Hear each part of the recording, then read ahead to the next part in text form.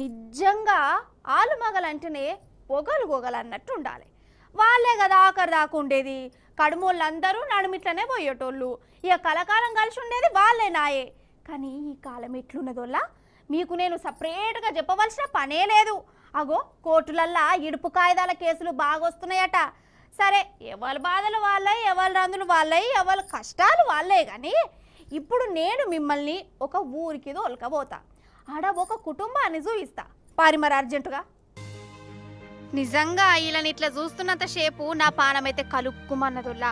Direct ముచ్చటేందో చెప్తా. అయితే ఖమ్మం జిల్లా ఎడ్ల బంజారా ఊర్లా అశోకు పద్మ ఆలుమగలు వీళ్ళు 18 ఏళ్ల కిందట ప్రేమించి పెళ్లి చేసుకున్నారు. వీళ్ళకో బిడ్డ కూడా ఉన్నది. అయితే కాలం చూడు ఎట్లా తిరమర చేస్తుందో. పాపం ఈ పద్మకు పానం మంచిగా లేక జీవిడిచింది. కలకాలం కలిసి ఉంటామని ప్రేమించి పెళ్లి చేసుకున్న ఇంటామే ఇట్లా కాలం చేసుడితోనే ఆ పెన్మిటి మనసు తండ్లాడింది. మాటిచ్చినట్టుగానే ఇంటామే కలకాలం కలిసి ఉండాలనుకొని ఒక ఉపాయం చేసిండు.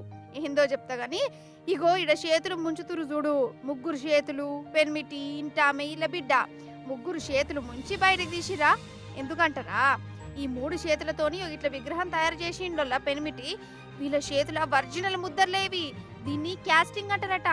ఇవి కలకాలం ఉంటాయి. అంటే ఇంటామే కాలం చేసినా వీళ్ళు 3 కలకాలం మొగల్చే యోగలు ఇడిచిపెట్టలేదన్నట్టు. నిజంగా గొప్ప ముచ్చట కదా.